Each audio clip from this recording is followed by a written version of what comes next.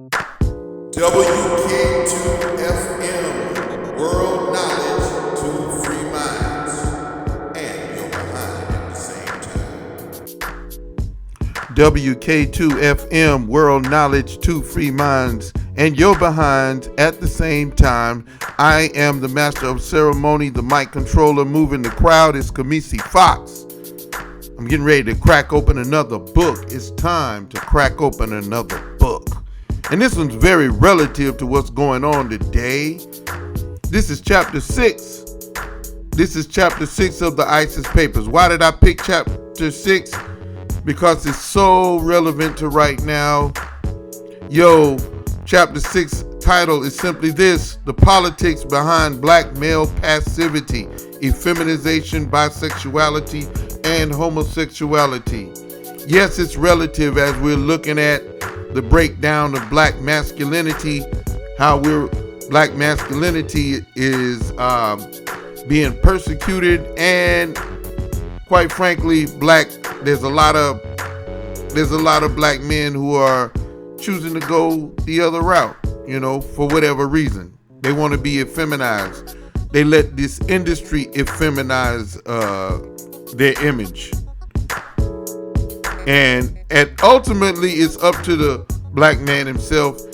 If he's allowing himself to be feminized, then it's the same as he feminizing himself. He has the final say-so on it. So when we see certain people, these rappers starting to expose themselves, starting to really look really effeminate, openly, unashamedly, as if they are, doing it for their masters so that they can continue their fake fame based on some gangster image that they really are not, well, then it makes sense.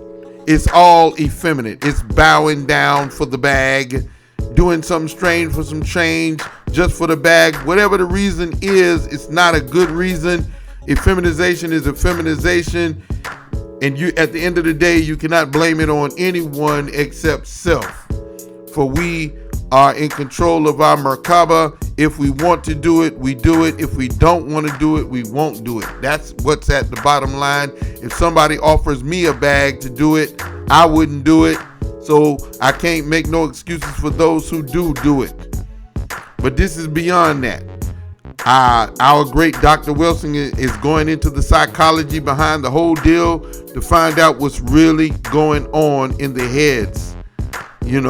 Time for us to go in and examine what's really going on. The great Dr. Wilson, this book, The ISIS Papers, The Keys to the Colors, is very relevant and does a great job. It goes at going into the deeper psychology of all of it.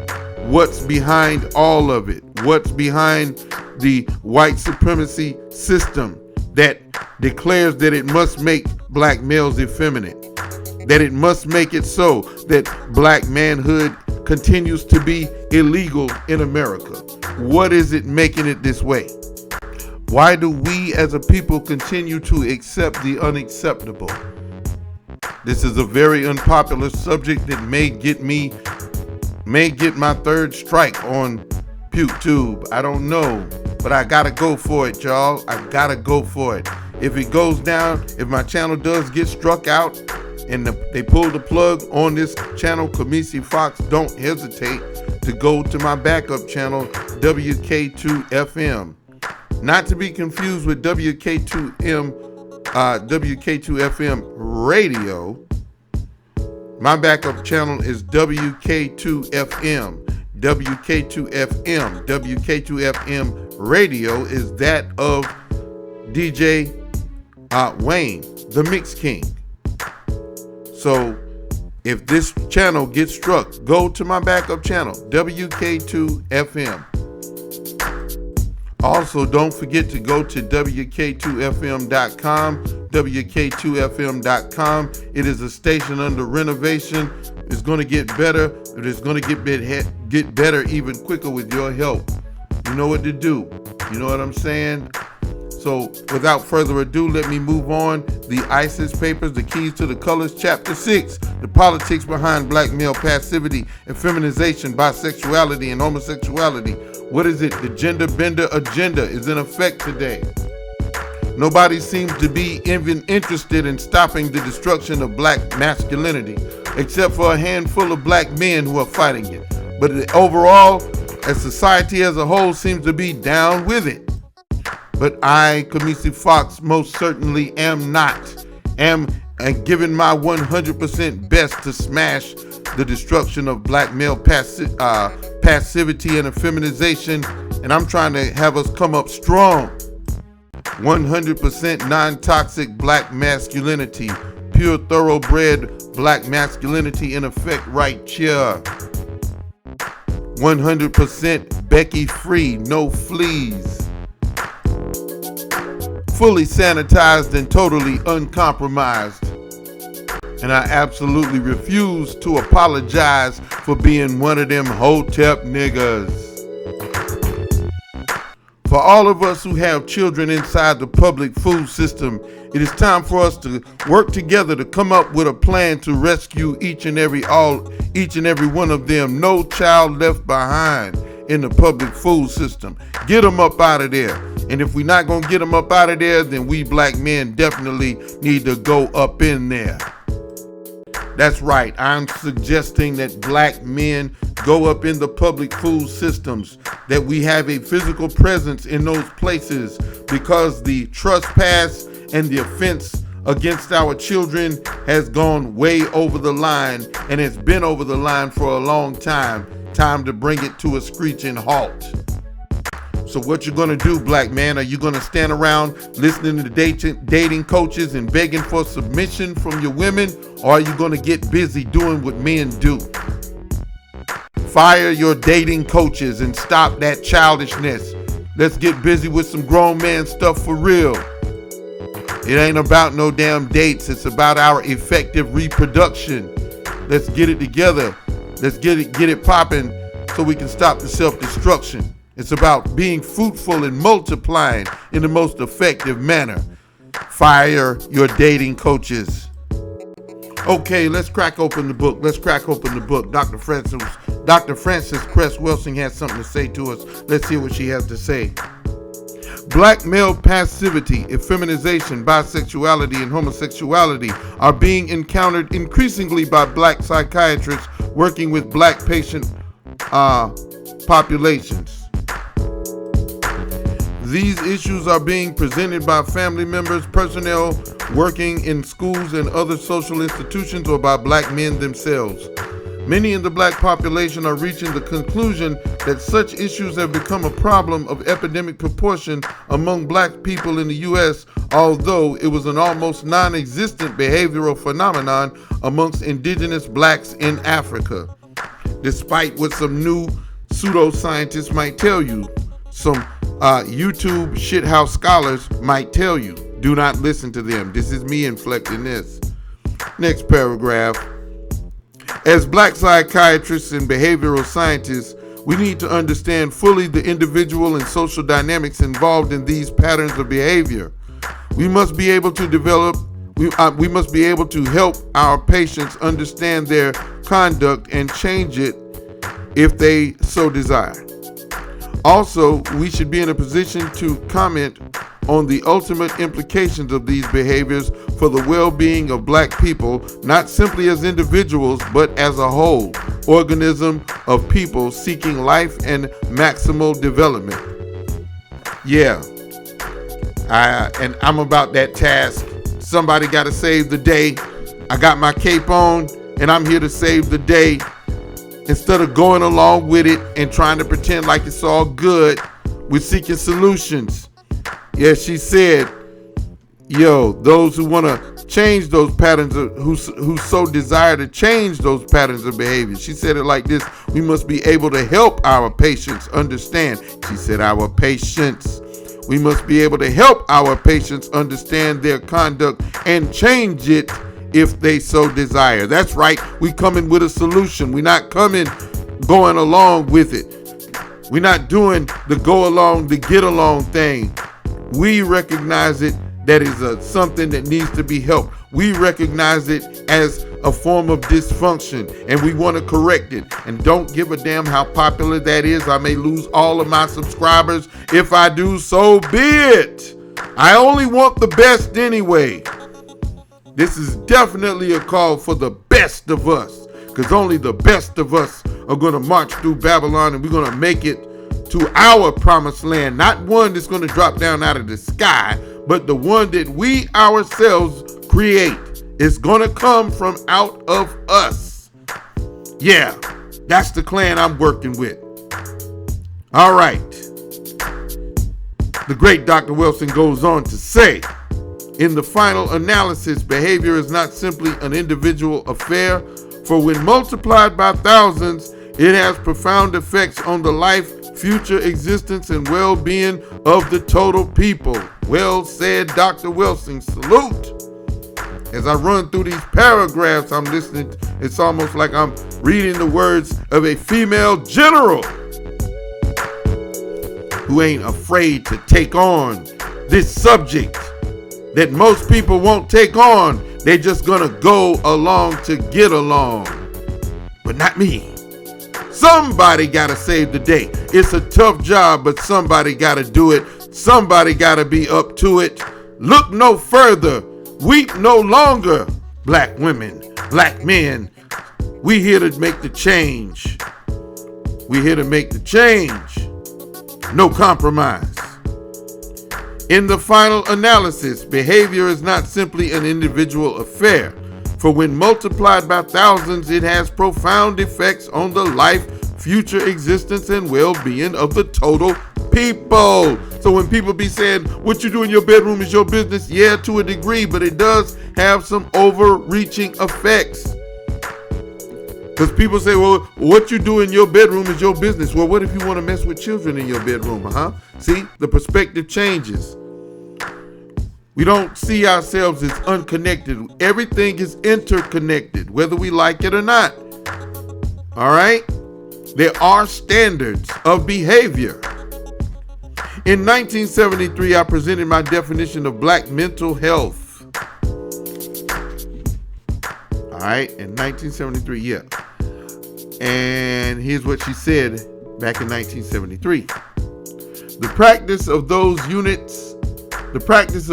unit patterns of behavior, logic, thought, speech, action, and emotional response in all areas of people activity, economics, education, entertainment, labor, law, politics, religion, sex, and war, which are simultaneously self and group supporting under the social and political conditions of the worldwide white supremacy domination.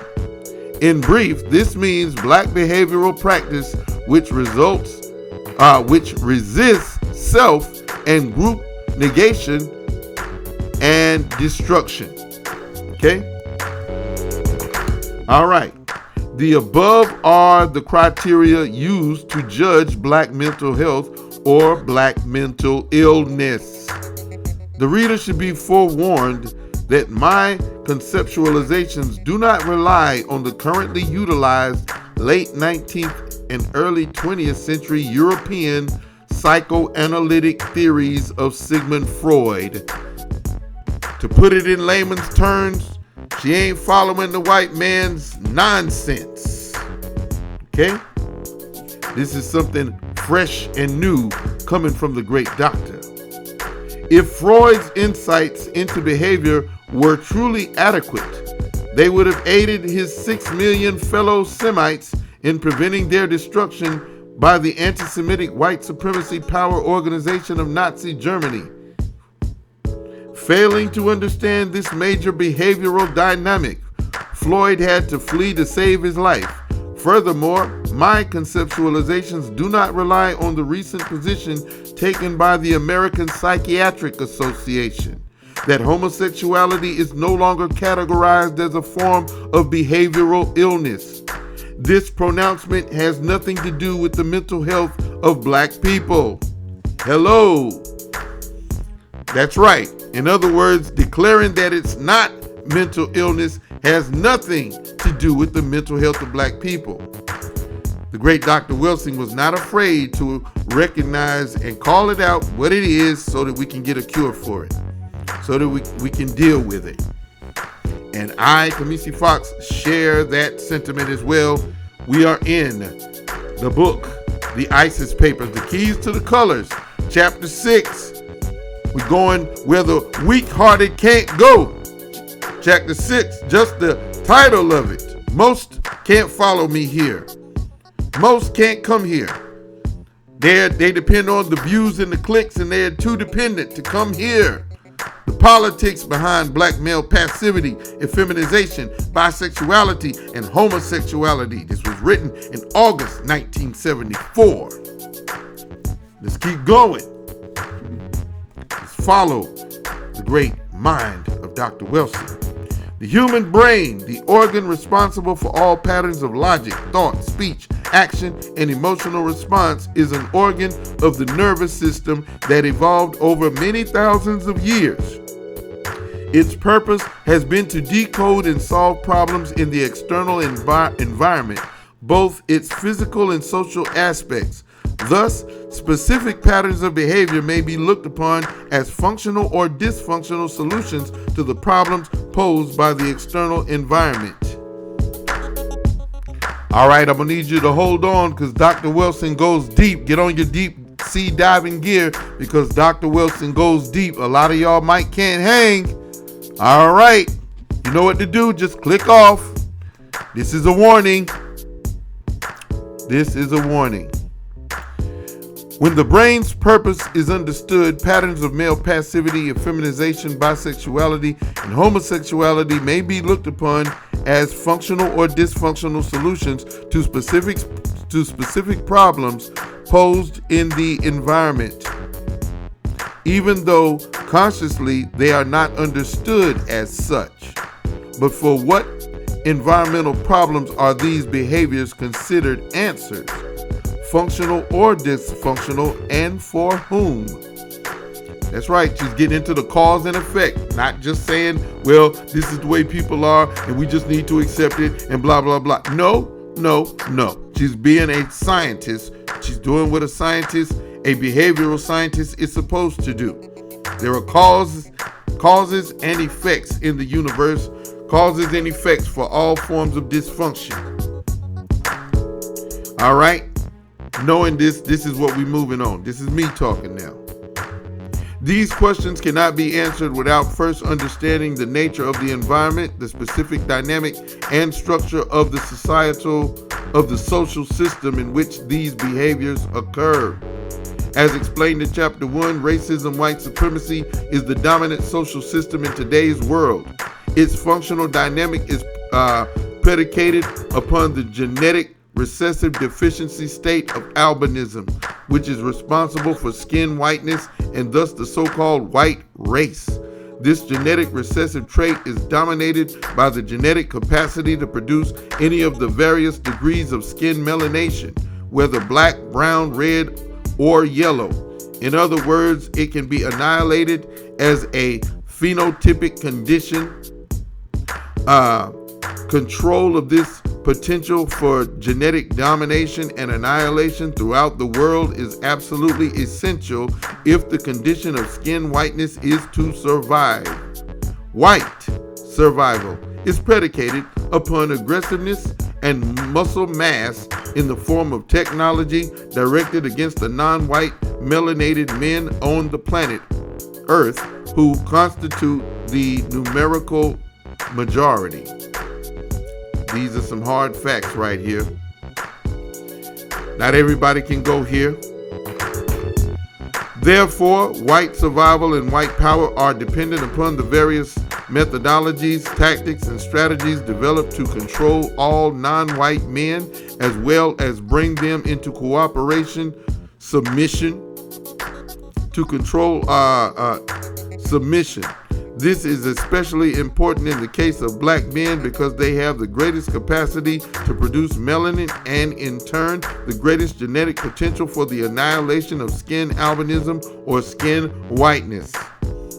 So we are targeted once again because of our blackness, not because of what we call ourselves not because of what religion we claim, not by our status or status corrected status. No, none of the above. It is our black melanated skin that makes us the target. Whether we are here, overseas, from sea to shining sea, wherever you find you and me, we are targeted for the same reason. We are practically, technically in the same boat. Dr. Wilson moves on to say, during the past 400 years, black men in the U.S. have been forced into passive and cooperative submission to white men. The minor strategy has been the installation of an overwhelming fear. Specific tactics range from actual physical castration and lynching to other overt and more subtle forms of abuse, violence, and cruelty. We should not be ashamed to recognize these tactics used to oppress black men. It is the truth. It is reality. Ultimately, this is the meaning of black oppression. Come on, Dr. Wilson is going deep. No need in getting emotional about it now. We are deep in deep waters where not everybody can go. And I'm telling you now, it's going to get deeper. It only gets worse. If you're upset by this, click off now. If you can't handle the truth, or I'm going to say it like Sister Soldier said, if the truth hurts, you'll be in pain. If the truth drives you crazy, you'll be insane. All black people are oppressed. I emphasize here that black men are oppressed because ultimately it is male muscle mass that oppresses a people, and only male muscle mass has the potential for achieving liberation. That's deep. That shows you why black men are the targets. I'm gonna repeat this. I emphasize here that black men are oppressed because ultimately it is male muscle mass that oppresses a people, and only male muscle mass has the potential for achieving liberation. It's on the black man. So no matter how many Black Lives Matter posters where you see a black woman's hand breaking the chain, it's the black male muscle mass is threat number one. Not to take anything away from the black women.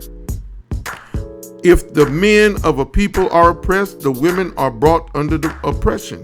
This is a fact, as they are dependent on their men for protection, which is why black men need to protect the black women and children unconditionally. Only with the acceptance of the sellout. I'll say that. Those are the conditions. When I say sellout, I'm talking about being an enemy of your people.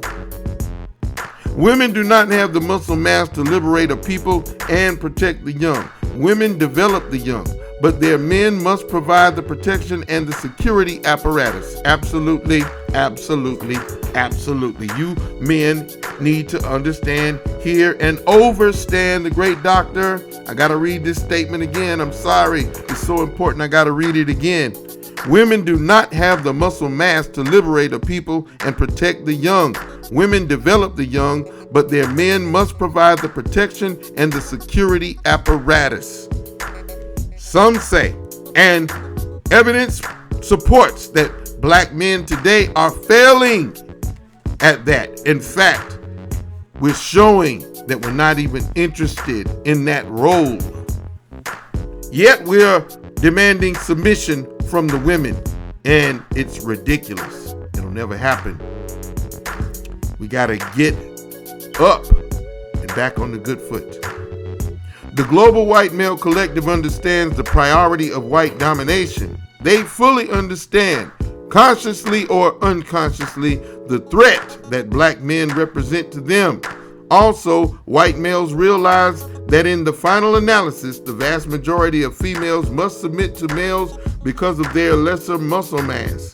Additionally, white males fully understand that males who are forced to identify as females will be programmed simultaneously into submission to the males they call the man, as opposed to aggressing against those same men. She is giving you the actual and factual, scientific, analytic breakdown. This is it, the truth. straight up the middle, whether you like it or not. She goes on to say, properly, white men in this world area have at least a vague, perhaps unconscious understanding that after 20 generations, that is 400 years, male passivity has evolved into the male effeminization, bisexuality, and homosexuality. These patterns of behavior are simply expressions of male self-submission to other males in the area of people activity called sex. Males also can submit to males in any of the other 8 areas of people activity: economics, education, entertainment, labor, law, politics, religion, and war. Oppression is forced submission and cooperation in any of these areas of people activity. However, the white male arrives at his deeply repressed sense of femininity because not only can he be dominated genetically by all black and other men of color, but more profound from the white male perspective is the fact that he is dominated genetically by all black and other non-white females. Oops. For the offspring of a white male and non-white female will be non-white like their mother, rather than like their white father. Thus, the offspring are genetically dominant in respect to the white male. This sense of genetic weakness, when compared to the majority of the world's women, propels the white male to project weakness, passivity, effeminization, bisexuality, and homosexuality onto the black male, who is his arch potential challenger. Furthermore, the white male collective structures the social environment to transfer this mental protection into a functional reality. Now we're getting into the core of racism and white supremacy and what it's all about and what's really driving it. It is an inferior complex of the white man. This is me talking. This is me interjecting into the words of the great Dr. Wilson. It is an inferior complex, no doubt. The more black male strives to stand, the weaker the white male feels by comparison. And the greater the white male's thrust to effeminize the black male, to weaken the black male's psychological potential for aggressive and assertive challenge, forcing him to remain submissive to the man. This is what brought me to the conclusion that black manhood is illegal in America. That is just the bottom line, and now you see exactly why. The facts lead me to that conclusion. The facts led Public Enemy to that conclusion as they came up with the title for their album, Fear of a Black Planet. Can I get an ashe? The American Psychiatric Association's decision to remove homosexuality from the list of mental behavioral disturbances resulted from the increasing number of white males seeking this mode of sexual expression due to an increasing consciousness of true white male weakness. Male bisexuality and homosexuality can be viewed as the sexual expression of male weakness, passivity, and effeminization.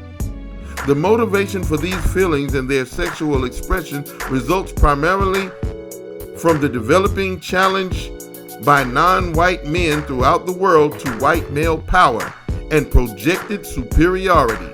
This challenge has assumed various subtle and overt forms during recent decades. Oh yeah, we going in, y'all. Going in deep. And I hope you got your deep sea diving gear, because it doesn't get any more shallow from here. We are going deep, deep, deep into other dimensions and other worlds. As you know, the water world is not finite. That leads you into other dimensions. If you don't have on the proper gear to challenge, turn around. You should have turned around a long time ago. Too late now. Too late to turn around, y'all. Too late to turn around. We are in the thrust of the truth. We are in the midst of it. In other words, Dr. Welsing is getting to the core, to the nitty-gritty. The facts presented in this book set off the logical portion of my brain and led me to the conclusion that black manhood is illegal in America. I'm going to back it up. This statement right here helped lead me there when I read this book many years ago. As I'm rereading it again, it is coming back.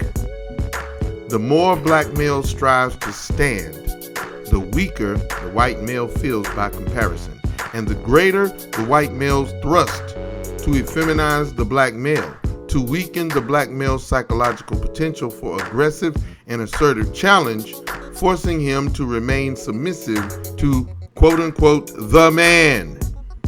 Something that I refuse to do, and any black man who values his masculinity understands that this is the war we are in for our masculinity, for our existence. Our war to be what we were made to be, that is our duty and obligation to fight that war. We have no right to cop out of it, especially with the women and children depending on us. The American Psychiatric Association's decision to remove homosexuality from the list of mental behavioral disturbances resulted from the increasing number of white males seeking this mode of sexual expression due to an increasing consciousness of true white male weakness. Male bisexuality and homosexuality can be viewed as the sexual expression of male weakness, passivity, and effeminization. This motivation for these feelings and their sexual expression results primarily from the developing challenge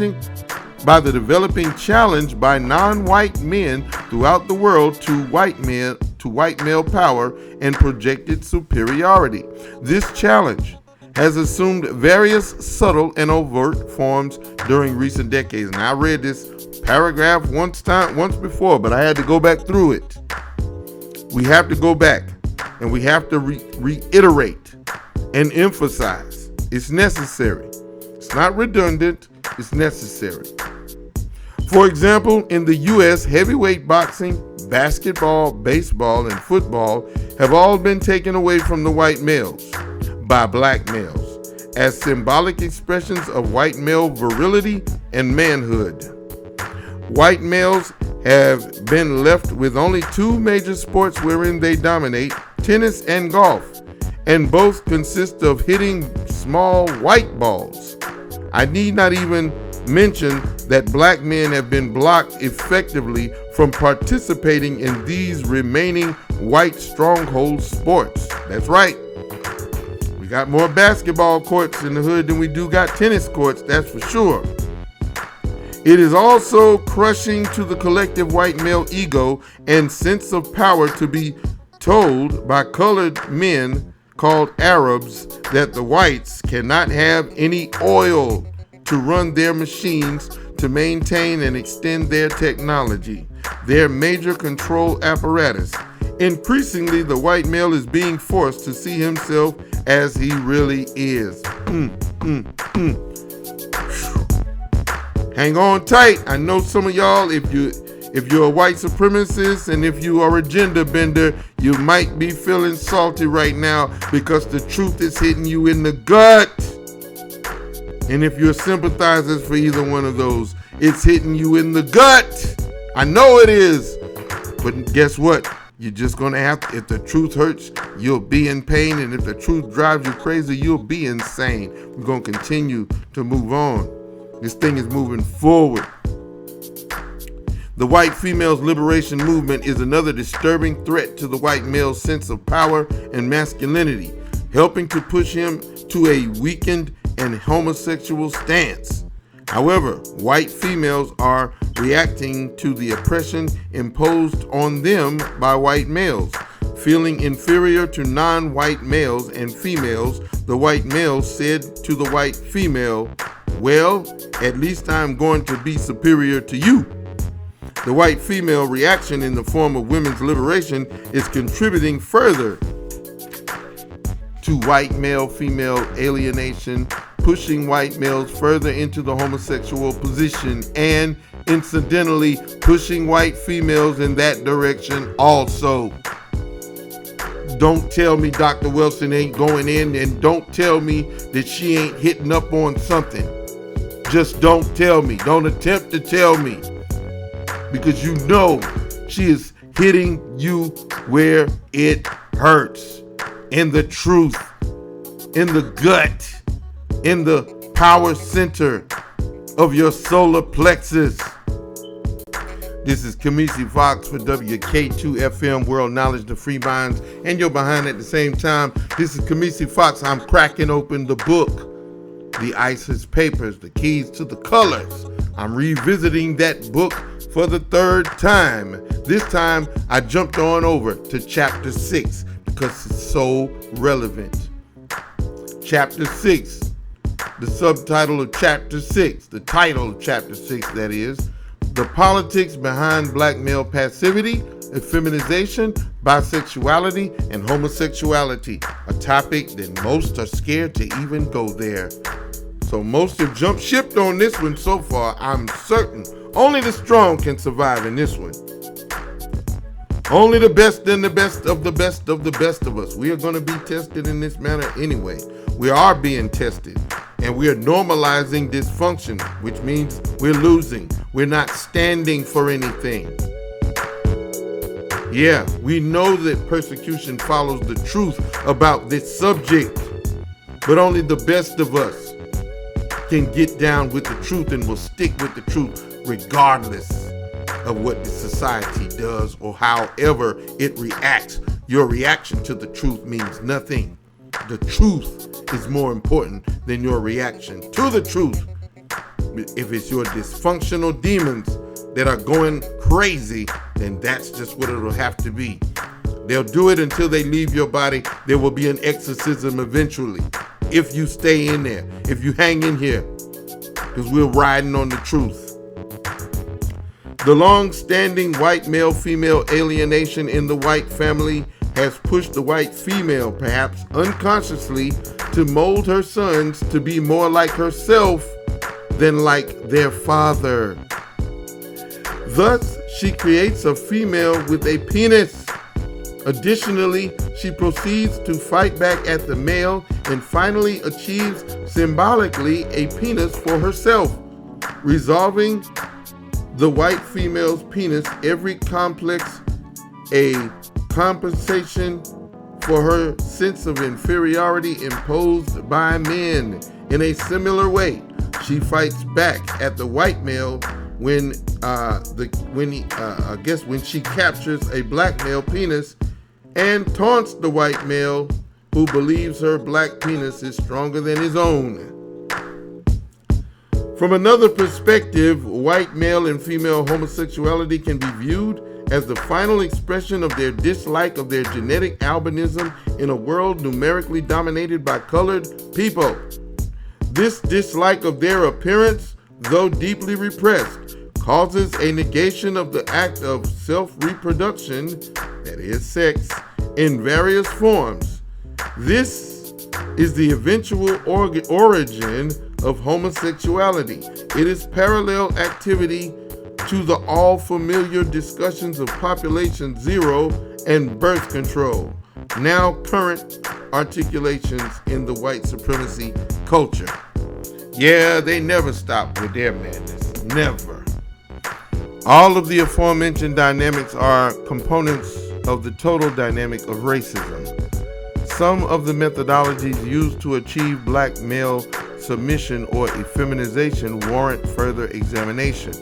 Unlike the white male, black male does not arrive at the effeminate, bisexual, or homosexual stance from any deeply repressed sense of genetic weakness, inadequacy, or disgust, which I refer to as primary effeminacy.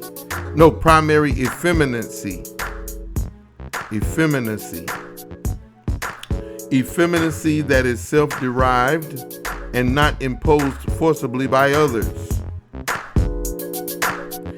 Instead, the black male arrives at this position secondarily as the result of the imposed power and cruelty of the white male and the totality of the white supremacy social and political apparatus that has forced 20 generations of black males into submission.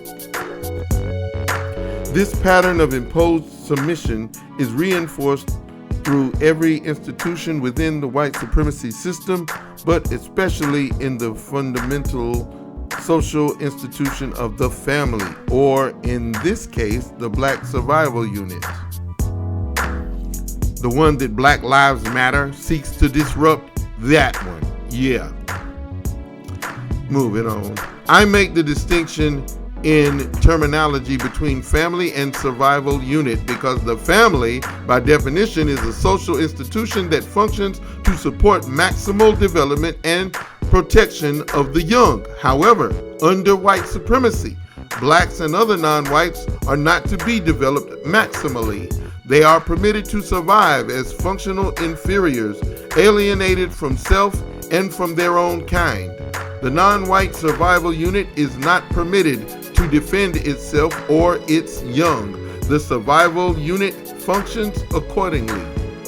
I remember reading this many years ago and being fired up with these revelations being revealed with such clarity and with such boldness, and how the so-called human family attempts to ignore this because it's coming from a black woman, one of our geniuses.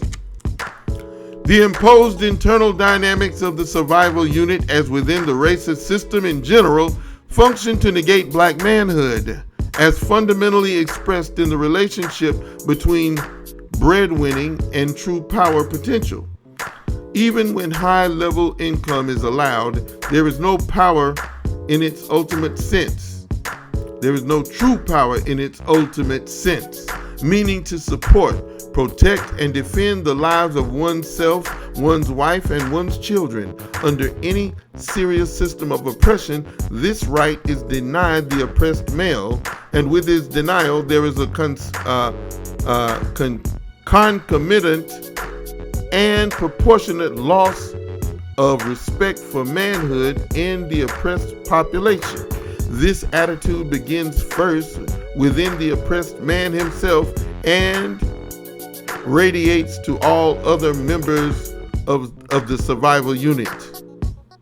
The resultant frustration of black manhood potential, a pressure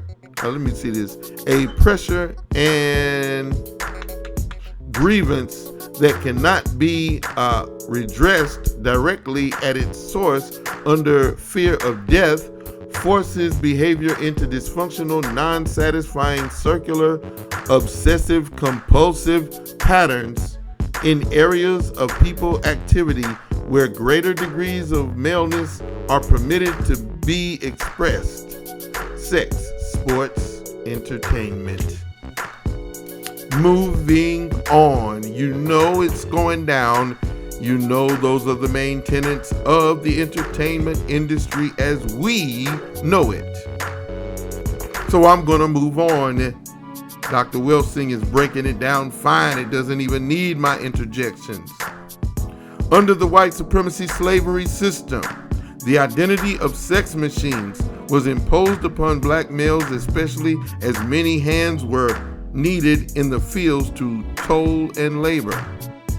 The many babies that were produced gave black males their most open avenue for at least a limited sense of manhood. Presently, with the birth control pills and with the pressure for population zero for all non-whites, this major male ego support also has been taken away. Without jobs, income, power, or even babies, there is no proof of sexual functioning. When this reality is coupled with the awareness that many women can receive more from a welfare check than they can from their male partners, the reason for women respecting men We're flipping the pages, respecting men, and saying with them steadily decline, and black male-female alienations increases. We're getting there, people. We're getting there. The scholarship is thick. We're inside the book, the ISIS Papers, the Keys to the Colors, a monster book by Dr. Wilson. Salute as we move on, as black males and females become more and more alienated, as our current rates of separation and divorce indicate, and as black females, we are being left to rear black male children alone. The alienation, hate, and disgust felt towards adult males are visited upon their sons subtly. A female alienated from males is hard-pressed to reinforce patterns of conduct in a male child that remind her of unhappiness and pain. She is much more inclined to say, quote, there you go looking and acting like that no good nigger father of yours.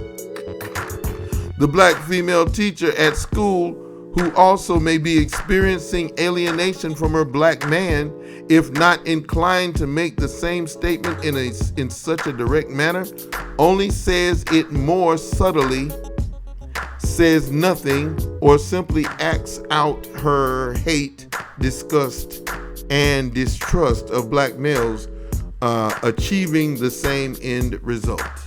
Alrighty then. We're going through it, trying to get through it. It's not that big. We got a little bit of ways to go. It is little wonder that 98% of all the black male children I talk with who have reached their junior high school level hate school. Schools and their personnel, like all other aspects of the racist system, do their share to alienate black males from maximal functioning and thus further the ultimate alienation of black males from themselves and their manhood. As a result of this pattern of socialization, black males soon learn that it is easier to be a female child than a male child, and more promising to be an adult black female than an adult black male. In childhood, male children learn, whether at home or at school, that they can make mothers and female teachers happy. And they will shower you with smiles and affection when they act like females rather than the boys.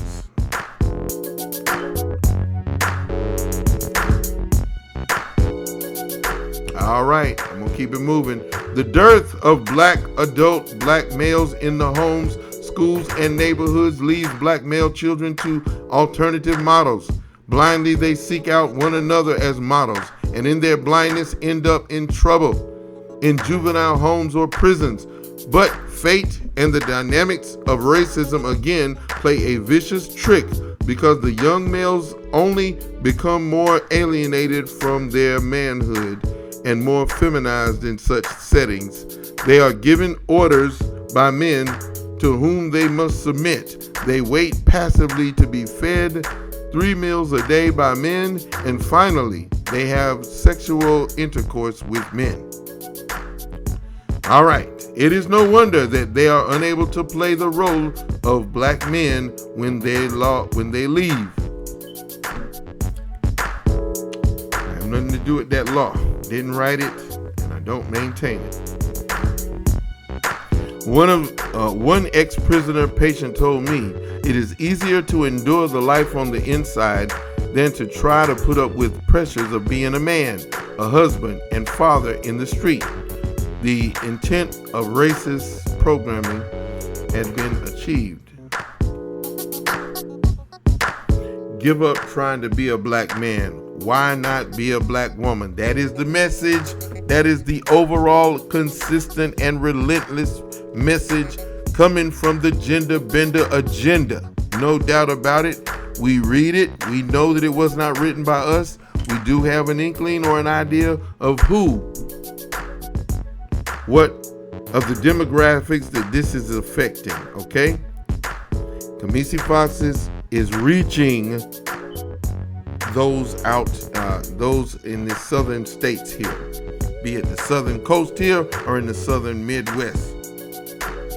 You know, the best thing people can do is let it do what it do and let us continue to cook. It is little wonder that 98% of all the black male children I talk with who have reached the junior high school level hate school. Schools and their personnel, like all other aspects of the racist system, do their share to alienate black males from maximal functioning and thus further the ultimate alienation of black males from themselves and their manhood. As a result of this pattern of socialization, black males soon learn that it is easier to be a female child than a male child, and more promising to be an adult black female than an adult black male. All right. Yeah, you're going to have to repeat that one at a later time. Not now, for God's sake. In childhood, male children learn, whether at home or at school, that they can make mothers and female teachers happy, and they will shower you with smiles and affection. When they act like females rather than like boys. The dearth of the adult black males in the homes, schools, and neighborhoods leaves black male children no alternative models. Blindly, they took out one another as models. Excuse me. And in their blindness end up in trouble in juvenile homes or prisons. But fate and the dynamics of racism again play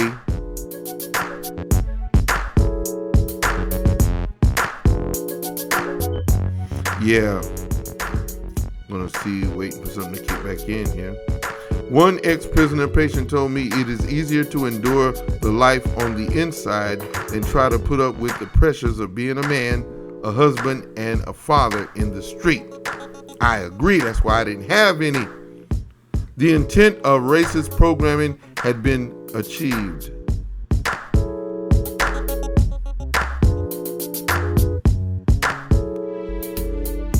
All right. Yeah, we're close. I might need to put a marker right here. In fact, I'm going to do that. I'm going to put a marker right here.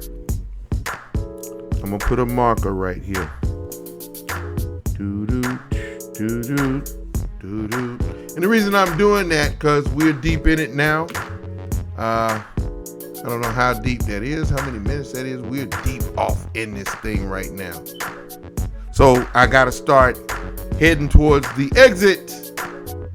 You know what I'm saying? I promise to exit on a uplifting note. I promise. We're coming up on the 60-minute mark, and I'm not quite through with the chapter. I'm close. I might need to just keep pushing on through. One ex-prisoner patient told me it is easier to endure the life of the inside than to try to put up with the pressures of being a man, a husband, and a father in the street. Yeah, and that helped me conclude that yes, black manhood is illegal in America. It's illegal and it's against the social order. It is not appreciated wherever it shows up because the lies, the feminism, the anti-blackness is thick in the air and thoroughly entrenched into the rest of society, coming out of the pores of the public food system, coming from the bowels of the public food system, and into the institutions of lower learning called universities or colleges. And this is all my interjection right now. I'm going to keep on because I want to finish this if I can.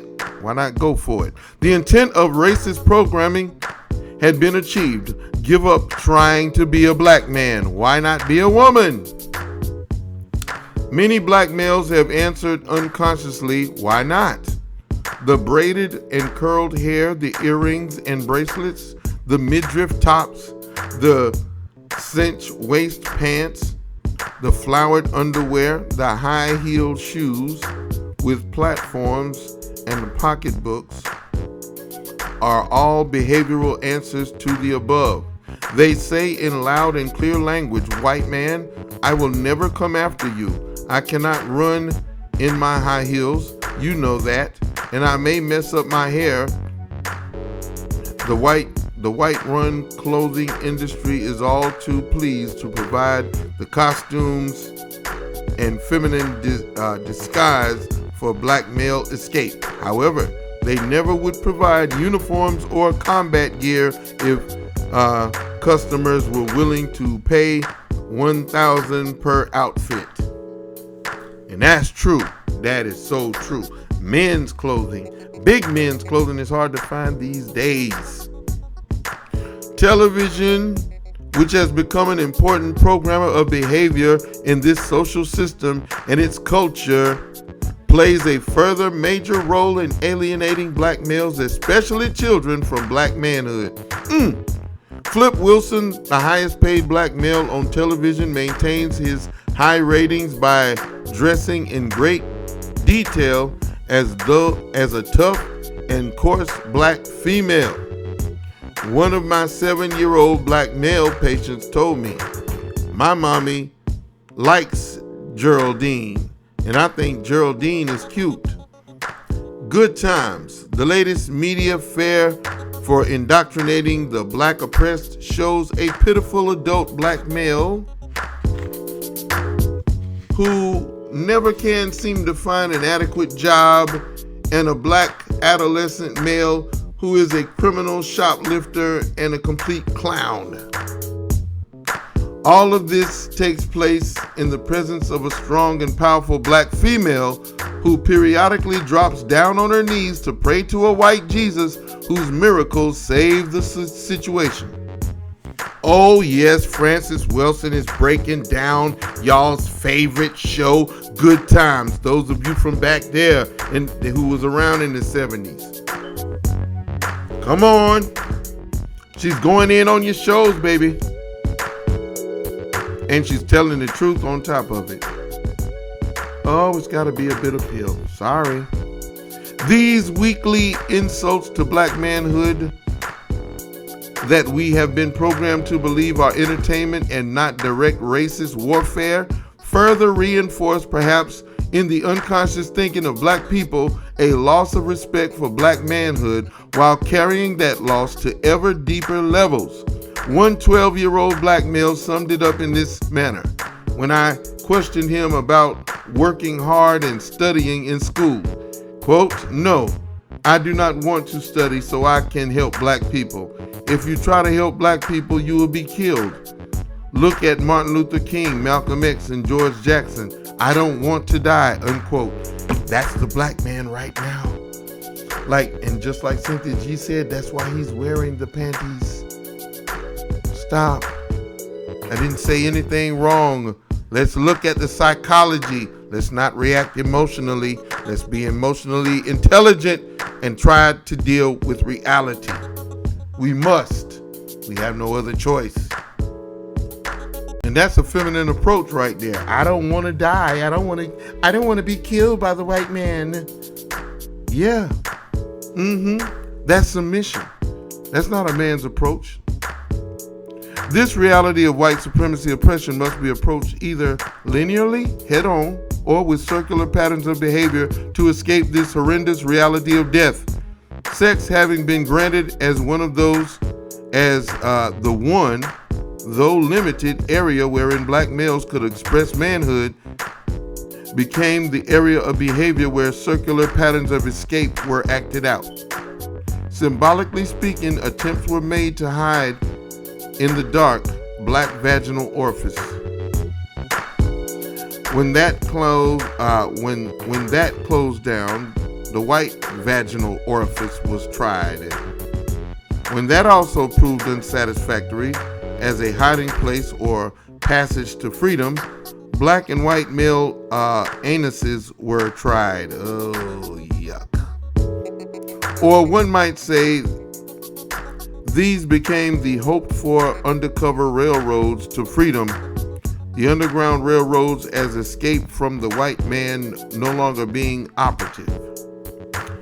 because black men are forced into patterns of both conscious and unconscious logic, ever increasing in incidence of black male passivity, effeminization, bisexuality, and homosexuality can be understood logically and accurately predicted.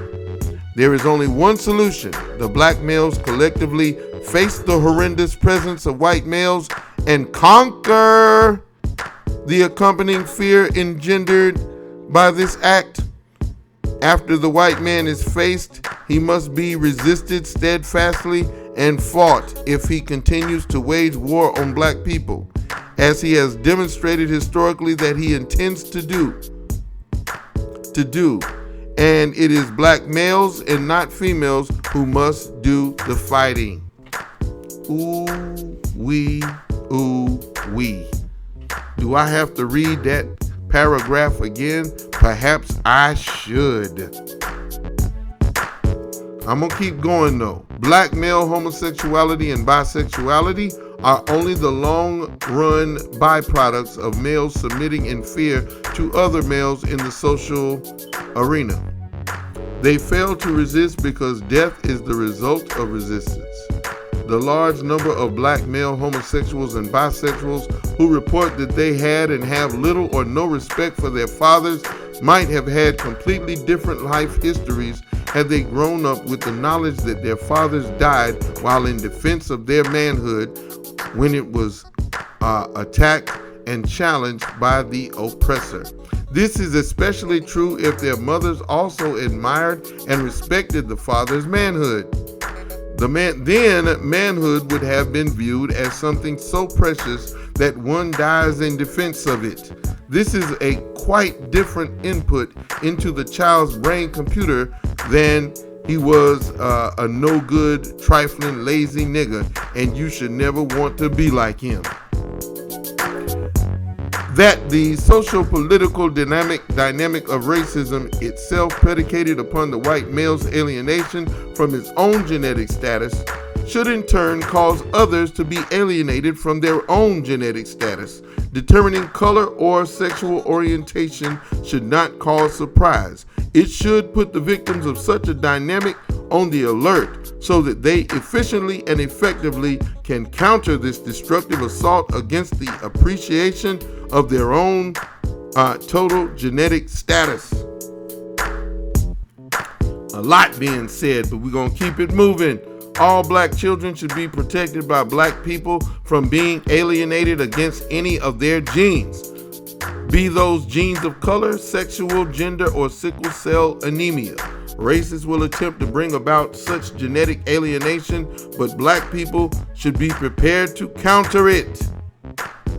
Black psychiatrists must understand that whites may condone homosexuality for themselves, but we as blacks must see it as a strategy for destroying black people that must be countered. Homosexuals or bisexuals should neither be condemned nor degraded, as they did not decide that they would be so programmed in childhood. The racist system should be held responsible. Our task is to treat and prevent its continuing and increasing occurrence. All right, one method I have been using with all black male patients, whether their particular disorder be passivity, effeminization, bisexuality, homosexuality, or other, is to have them relax and envision themselves approaching and opposing in actual combat the collective of white males and females without apology or giving up in the crunch. The fear of such a confrontation is at the basis of most of today's black male pathologies and patterns of logic, thought, speech, action, and emotional response as they participate in all areas of human activity. Doggone it, and I contend that most of us are trying to cop out of it. Yes, it is a fact. Cynthia G talks about it. She talks about it and shows receipts. If you look no further than her channels, if you want to know examples of what is being said here. I have been working with black mothers of black male children, attempting to help them rid themselves of the fear of their sons and their men dying, which pushes them unconsciously to make babies of their sons and their husbands in an effort to try to protect and defend them. This response is the exact reverse of what is needed under the conditions of racism. Yes, we have to shift our power paradigm. Yes, there is a protective element in the black woman that makes her shelter and coddle the sons, as Cynthia G so correctly points out, to the dismay of so many who hate to face the truth. I'm a man of truth. I cannot run or dismiss the truth. Black women must learn to rear sons who will learn from the cradle that their major function as men is not to get a good job and a fine car, but to defend, protect, and support their people. Do I have to read that again? I gotta read that again. And it's the men's responsibility too. It's the male and female's responsibility. This response is, let me. Black women must learn to rear sons who will learn from the cradle that their major function as men is not to get a good job and a fine car, but to defend, protect, and support their people in that order. Even should death be the consequence, that the black male is not a sex machine, but a protector and developer of black people must be learned during the rearing process. There will be good jobs and self-respect, if not fine cars. Once the people are liberated, there will be no true self-respect until that task is completed. So there's no way around it. And a lot of black men would agree with this, putting it all on the mother. It's on the black male and female, the two that created the child. Don't get it twisted, and don't mention single black mothers without mentioning absentee black fathers. You cannot mention one without the other. The last paragraph of this insightful chapter, and I'm so glad I chose it, is this one right here. The chapter ends with this paragraph. We made it, people. As a people, we will need increasingly strong men because we can expect that white males, driven into homosexuality from their sense of weakness compared to the world's majority of colored men, also will move towards others, non-whites, which is always an attempt to compensate for the awareness of true weakness. Black male bisexuality and homosexuality has been used by the white collective in its effort to survive genetically in a world dominated by colored people, and black acceptance of this imposition does not solve the major problem of our oppression, but only further retards its ultimate solution. Bam! I need a bomb drop sound on that one right there. I need a nuclear explosion of some sort, and I don't have it. But suffice it to say that Dr. Francis Cress Welsing is spot on. Khamisi Fox has been inside. I cracked open the book and nothing but sunlight and power came out.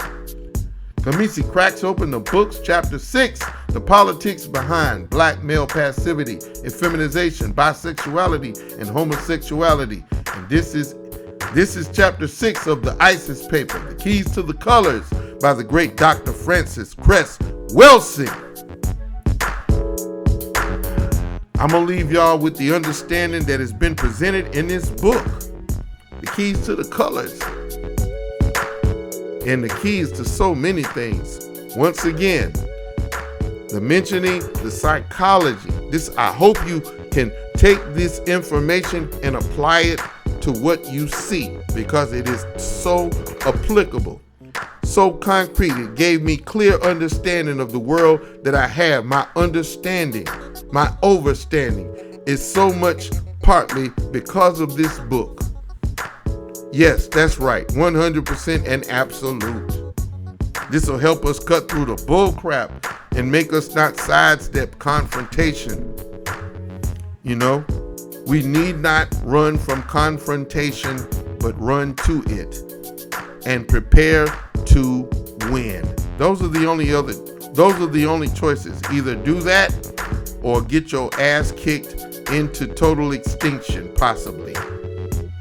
If not extinction, into a level so low that you wouldn't want to be there. It's heaven or hell, but both are inside of you. Both are up to you, black man and woman. It's up to you what it is you're gonna do. This is Khamisi Fox for WK2FM, World Knowledge, Two Free Minds, and you're behind at the same time. I have cracked open a monster of a book. I have cracked open a monster of a chapter of the book. And we're just gonna have to deal with the fallout from it, okay?